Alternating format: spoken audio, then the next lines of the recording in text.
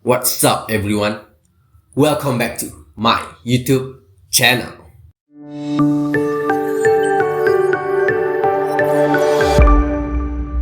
Oke teman-teman, selamat datang kembali di channel YouTubeku.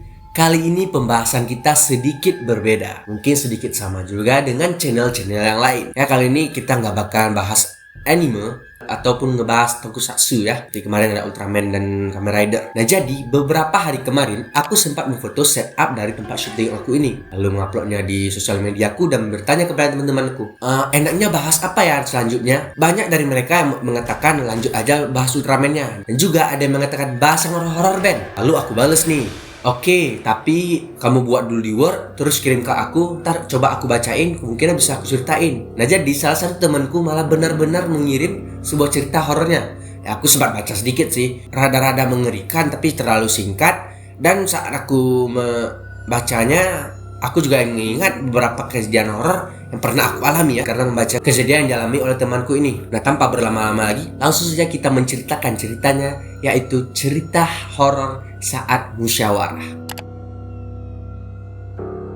Cerita horor kali ini tentunya pengalaman yang pernah dialami si pengirim. Jadi untuk ini sedikit diubah nama-namanya agar tidak ada pihak yang tersinggung. Oke, langsung saja kita mulai. Si pengirim kita sebut saja namanya Mila. Nah, si Mila ini merupakan salah satu anggota dari sebuah organisasi pelajar teman-teman, tapi di tingkatan daerah. Ya, lalu di akhir tahun 2021 kemarin, di organisasi pelajar ini yang tingkatan wilayahnya ya atau tingkatan se-Acehnya mengadakan sebuah musyawarah wilayah di mana seluruh cabang-cabang dari organisasi ini yang tersebar di beberapa kabupaten se-Aceh berkumpul di Banda Aceh, teman-teman. Acara musyawarah ini pun bertujuan untuk penggantian ketua dan pengurus untuk tingkatan wilayah dalam organisasi pelajar ini, teman-teman. Nah, singkat cerita, untuk perwakilan dari Aceh Barat Daya atau Abdian, teman-teman ya, yaitu ada 10 orang, di mana terdapat 3 cewek dan 7 cowok. Tentunya di antara 3 cewek ini pastinya ada Mila. Lalu 2 yang lainnya yaitu ada Sylvie dan Alia. Sedangkan untuk yang cowok itu ada yang pertama David, Algi, Faiz, Kiki, Uul, Rahman, dan yang terakhir saya sendiri. Ya, jadi sebenarnya saya juga ikut dalam organisasi pelajar tersebut. Dan kemarin setelah saya membaca pengalaman horor dari Mila ini saat di tempat musyawarah itu, saya juga mengingat saya juga beberapa mengalami hal horor di sana. Kemungkinan juga akan kita ceritakan setelah kita membahas cerita dari si Mila ini dulu, teman-teman ya. Nah, jadi teman-teman, sehari sebelum acara dimulai, aku dan Rahman beserta 3 cewek ini berangkat bersamaan. Di saat itu kalau tidak salah pukul 9 pagi. Kami berangkat dengan menaiki mobil milik Mila. Sedangkan sisa-sisa cowok yang lain mereka berangkat malamnya, teman-teman, dengan mobil rental. Singkat cerita, sampailah kami di tempat acara tersebut. Acara tersebut terselenggara di sebuah kampus di Banda Aceh, teman-teman. Kami sampai di kampus tersebut kalau tidak salah itu jam 8 malam, teman-teman. Kami juga disambut dengan para panitia di sana. Lalu teman-teman, aku malah so asik di sana.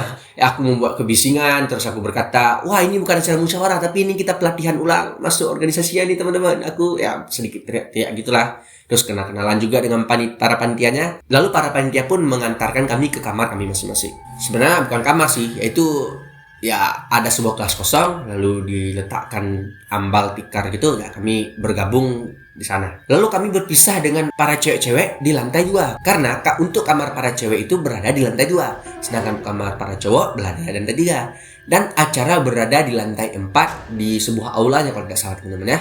Ya, sesampainya di sana kami juga kenalan dengan teman-teman dari daerah lain. Ada dari Singkil, Simelu, Subu Salam, Aceh Selatan, Takengon, Lok Sumawe, Langsa, banyak lagi teman-teman. Seru teman-teman saat malam itu lah. Oke, kita lanjut langsung kita point of view dari ketiga cewek ini, teman-teman.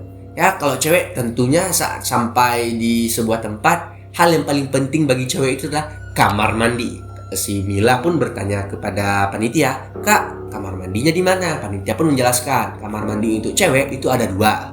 Yang pertama itu di lantai 4 di dekat ruangan aulanya, lalu satu lagi di bawah. Bahkan bukan di lantai satunya, agak ke belakang dikit gitulah, agak ada rumah penjaga gitu, teman-teman, bukan rumah satpam ya, tapi memang ada rumah penjaganya gitu. Lalu Mila, Sylvie dan Alia pun mencoba menaiki lantai 4, coba melihat kamar mandinya, dan ternyata di dekat kamar mandi atau di aulanya itu sedang banyak panitia yang sedang bersiap-siap untuk acara esok hari. Akhirnya mereka bertiga segan dan akhirnya mereka malah memilih untuk turun kembali ke kamar mandi yang satu lagi. Namun karena mereka ingin kamar mandi yang ada di lantai bawah, ternyata si Sylvie malah tidak mau teman-teman. Katanya terlalu capek. Udah kalian berdua saja. Akhirnya Mila dan Alia pun pergi berdua ke kamar mandi tersebut. Sesampainya mereka di kamar mandi tersebut, ternyata sangat gelap teman-teman. Tidak ada lampu di sana. Padahal terdapat 2 kamar mandi dan kedua-duanya tidak memiliki lampu teman-teman. Untungnya Mila membawa handphone. Mila pun menyalakan senter yang ada di handphonenya, lalu memasuki salah satu kamar mandi yang ada di sana. Namun sayangnya Alia tidak memiliki handphone. Akhirnya ya dia pun mengalah masuk ke kamar mandi tersebut walaupun dengan kondisi yang gelap gulita. Lalu saat di kamar mandi, Mila beraktivitas seperti biasanya, lalu juga mencuci mukanya. Nah, saat mencuci mukanya teman-teman, dia merasakan ada hal aneh. Tiba-tiba di pintu kamar mandinya si Mila terdengar sebuah ketukan. Tok, tok, tok. Lalu terdengar suara yang berkata, "Udah siap?" Mila pun menjawab dengan santai, "Belum, bentar lagi." Mila tak berpikir hal-hal mistis kala itu. Dia berpikir mungkin itu si Alia atau bisa jadi si Sylvie malah ikut juga. Lalu Mila pun melanjutkan aktivitasnya. Setelah itu langsung keluar dari kamar mandi tersebut. Namun saat membuka pintu kamar mandi, Mila sangat terkejut teman-teman, karena tidak ada siapa-siapa di depan pintu kamar mandi tersebut. Dia pun bingung. Bahkan si Alia pun masih berada dalam kamar mandi sebelah. Mila pun berpikir kembali, loh, siapa yang ketuk tadi? Lalu tiba-tiba Alia pun keluar. Mila pun langsung bertanya kepada Alia nih, "Ya, kamu bukan sih yang nanya udah siap belum?" Lalu si Alia malah bilang, "Loh, aku ngomong apa-apa dari tadi?" Dan akhirnya dengan perasaan ya sudah mulai merinding, mereka berdua pun kembali ke kamar para cewek-cewek. Nah, menurut si Mila teman-teman, katanya sih saat dia ke kamar mandi itu selalu terdengar hal-hal yang aneh-aneh dan selalu terdengar ketukan yang tidak jelas. Ya awal-awalnya sih si Mila merasa risih, tapi lama-kelamaan dia mulai terbiasa. Apalagi ya acara tersebut berlangsung selama 3 hari teman-teman. Ya selama 3 hari kemungkinan Mila asli diganggu di kamar mandi tersebut ya. Oke, itu penggalan cerita dari Mila teman-teman. Nah, mungkin ceritanya agak sedikit ya kurang mengerikan, sedikit singkat dan tidak terlalu menakutkan teman-teman ya. Nah, tapi setelah aku baca-baca kembali cerita ini dan mengingat-ingat kembali, ternyata aku juga mengalami hal-hal mistis saat acara tersebut berlangsung. Oke, kita sudahi dulu point of view dari Mila. Kita lanjut dari pengalaman aku pribadi teman-teman ya saat acara tersebut. Ya, acara tersebut berlangsung selama 3 hari teman-teman. Nah, jadi saat malam pertama kali aku sampai di tempat tersebut teman-teman, aku bersama si Rahman itu langsung bersama panitia.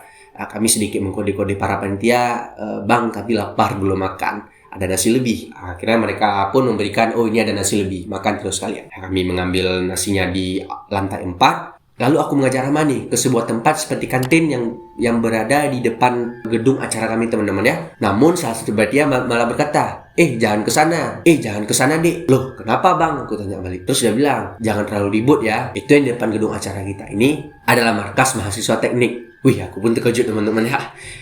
Mungkin agak segan-segan saja dengan ternyata itu markasnya para abang-abang mahasiswa. Udah, akhirnya aku bersama Rahman tetap mencari tempat lain yang berada dalam wilayah kampus tersebut. Kami pun menemukan sebuah pondok teman-teman. Bahkan kami menamai pondok itu Mes Abia teman-teman ya. Entah mengapa kami makan siang pun di pondok itu.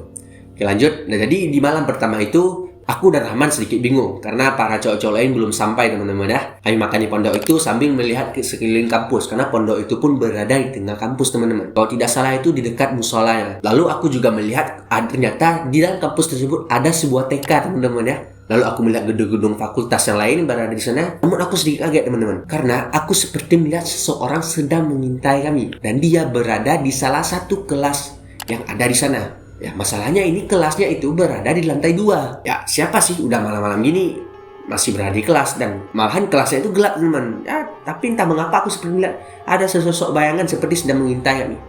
Ya, aku nggak peduli, aku lanjut makan. Nah, ternyata si Rahman ini malah video call sama teman ceweknya ya. Aku sedikit mendengar senda gurau dari mereka sambil masih memperhatikan daerah kampus sana. Namun tiba-tiba si cewek ini malah bertanya teman-teman ke si Rahman, "Suara apa tuh?" Aku pun kaget lalu langsung bilang ke HP si Rahman. Rahman pun berkata, "Hah, suara apa?" Si cewek dalam video call ini malah bilang, "Ya gak tahu, kayak ada orang mengaum gitu. Teman kamu bukan sih?" Si Rahman hanya balas, "Ya, aku ada teman nih di sebelah. Mau kenalan kamu sama dia?" Lalu tiba-tiba mereka malah bersenda gurau lagi dan melupakan hal tersebut. Dan tiba-tiba saja teman-teman, yang membuat aku dan Rahman sedikit kaget adalah tiba-tiba saja muncul seseorang, teman-teman. Dia muncul dari dalam kegelapan. Tempatnya itu agak aneh, agak kayak perkebunan gitu ataupun agak ada pepohonan itu di sana, teman-teman. Pertama kami mengira, mungkin orang gila bang, kita balik ke kamar aja yuk.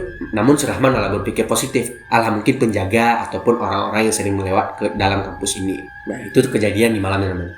Nah, keesokan harinya, acara pun dimulai. Acara pun berlangsung cukup tenang, meriah juga, teman-teman. Lalu di malam harinya, ataupun malam kedua nih, teman-teman, yang mengalami hal horor itu sebenarnya bukan aku, tapi teman-teman cowok gue lain nih. Si David, Faiz, Algi, dan Kiki, teman-teman. Yang mereka berempat saat itu sedang berada di kamar. Sedangkan aku, Rahman, dan Uul sedang berbincang-bincang sedikit dengan panitia. Lalu tiba-tiba masuklah sebuah pesan WA dari HP-ku. Ternyata si Faiz mengirim sebuah video ke grup WA kami, teman-teman. Yaitu video si David dan si Algi sedang bersenda gurau, teman-teman. Ya, mereka sok-sok silat, lompat-lompat, lalu memanjat-manjat dinding. Aku pun berkata, jangan terlalu ribut, nggak enak sama peserta lain. Nah, mereka malah bilang, nggak apa-apa bang, peserta lain lagi nggak ada di kamar, di kamar lagi milik kita. Mereka pun gila-gilaan segala macam. Kalau tidak salah itu sudah di atas pukul 12-an, teman-teman ya. Karena saat itu baru-baru selesai acara, teman-teman. Baru beberapa saat kami bersenda dengan panitia, aku pun mulai merasa mengantuk. Lalu aku mencoba ke kamar, yang mungkin aku bisa juga ikut bersenda gurau dengan David dan Algi. Namun sesampainya di kamar, aku malah heran dan terkejut, teman-teman. Algi, David, Faiz, dan Kiki malah terlelap dan diam begitu saja, teman-teman. Mereka malah ada yang langsung tidur, ada yang main HP dulu. Pokoknya diam, tenang. Lalu teman-teman dari daerah lain pun datang. Mereka pun juga keheranan melihat mereka ini telah diam. Karena teman-teman dari daerah lain ini juga sebenarnya mengetahui kalau mereka berempat ini sedang gila-gilaan di dalam kamar. Dan dengan rasa penasaran, aku langsung bertanya nih, teman-teman. Loh, kenapa kalian kok diam? Tadi kan masih bersenda. Si Alki pun berkata, jangan ribut, dengar terus, dengar aja nanti. Aku pun masih bingung dengan maksud si Algi nih. Lalu aku mencoba mengganti baju dan membereskan sedikit baju-bajuku. Dan tiba-tiba saja aku sangat kaget, teman-teman. Di mana di jendela kamar kami terdengar suara kucing menangis. Ya, itu sedikit membuat kaget karena kamar kami berada di lantai 3. Jadi siapakah yang berada di jendela kamar kami? Aku mencoba melihat ke jendela tapi tidak ada siapa-siapa dan masih bertanya-tanya, apakah ini suara kucing atau suara, ya begitulah. Tibalah di malam akhir. Ya, kami menikmati malam tersebut dengan bermain PS, teman-teman. PS-nya juga sebenarnya agak jauh dari kampus, teman-teman ya. Tapi ya dengan niat hati yang udah kegirangan karena acara udah selesai, teman-teman ya. Udah dikasih waktu bebas, namun jangan terlalu jauh-jauh lah dari panitia. Akhirnya kami memutuskan bermain PS yang lumayan sedikit jauh dari kampusnya, kisaran 500 meter, teman-teman. Kami bermain PS di kala itu kami menghabiskan waktu hingga lagi-lagi pukul menunjukkan jam 11 ke atas. Akhirnya kami pun pulang. Namun aku menemukan sebuah warung nasi ayam geprek yang masih buka. Aku di kala itu masih lapar. Akhirnya mengatakan aku beli nasi dulu, teman-teman. Kalian kalau mau balik duluan, ya udah balik aja, nggak apa-apa. Aku pun membelinya sendiri. Aku terus menunggu nasi tersebut. Yang sudah selesai, aku pun pulang sendiri masuk kampus tersebut. Ya, sedikit agak takut, teman-teman. Apalagi saat berada di depan pagar kampus. Bulu kuduku terus merinding. Perhatianku terus lurus. Aku nggak mau lihat kiri dan kanan. Karena mengapa? Aku menyadari sesuatu hal. Tepat di pos satpamnya. Biasanya susah ada satpam ya. Tapi kali ini tidak. Yaitu sesosok pocong sedang memperhatikanku. Aku mencoba berjalan perlahan, lanjut berjalan, terus berjalan. Aku berharap cukup pocong ini saja yang terlihat. Namun, hal menakutkan terlihat kembali. Seperti kataku tadi, teman-teman. Di kampus ini ada sebuah TK. TK itu kalau tidak salah di sebelah kiri. Aku berjalan di antara TK dan musola. Aku terus berjalan menuju ke gedung acara yang berada di belakang. Dan lagi-lagi aku menyadari ada sesosok makhluk yang sedang mengintaiku, teman-teman. Ya, aku tidak mengingat bagaimana bentuknya. Yang pastinya dia sedang berada di ayunan sebuah TK tersebut dan mengayunkan ayunan tersebut. Aku terus berjalan tanpa memikirkannya di dalam kegelapan dan berharap semoga saja ada abang-abang mahasiswa teknik yang sedang duduk di tempat biasa. Dan alhamdulillah tentunya ada. Karena aku melihat abang-abang mahasiswa tersebut, hatiku pun terasa tenang kembali. Aku pun kembali ke kamar tanpa menceritakannya ke teman-temanku. Itu mungkin sedikit cerita horor yang pernah aku alami dan temanku alami tadi ya, si Mila tadi, teman-teman. Ya, mungkin teman-teman jika memang suka dengan cerita-cerita horor seperti ini dan ingin berbagi cerita horornya juga kepadaku, kalian bisa membuatnya di Word atau dimanapun.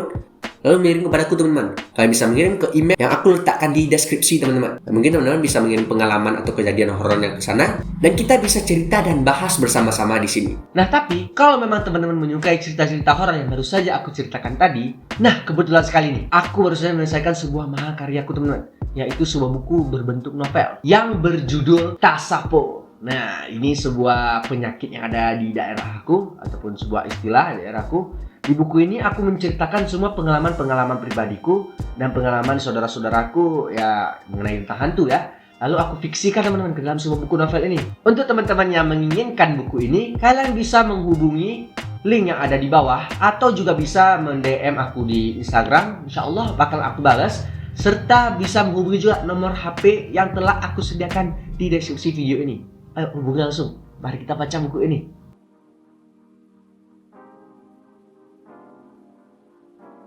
Mungkin cukup sekian pembahasan atau cerita dari saya. Jika ada salah kata mohon dimaafkan. Jangan lupa like, share, dan subscribe. Serta komen next kita mau bahas apa. Saya akhiri. Wassalam.